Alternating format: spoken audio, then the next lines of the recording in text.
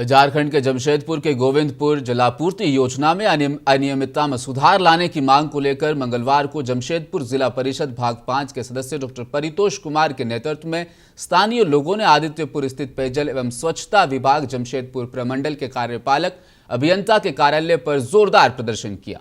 इस दौरान क्षेत्र के लोगों ने विभाग के खिलाफ जमकर नारेबाजी की, साथ ही क्षेत्र की समस्याओं को अविलंब दुरुस्त करने की मांग की गई। इस दौरान लोगों ने विभाग के एसडीओ को एक 7 सूत्री मांग पत्र सौंपा।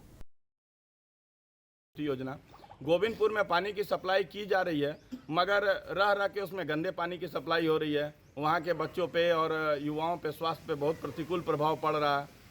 जगह जगह पाइपलाइन फटे हुए हैं, जिससे पूरा सड़कों पर पानी बह रहा है। जो घरों में कनेक्शन हुआ है उसमें बहुत अनियमितता हुई है।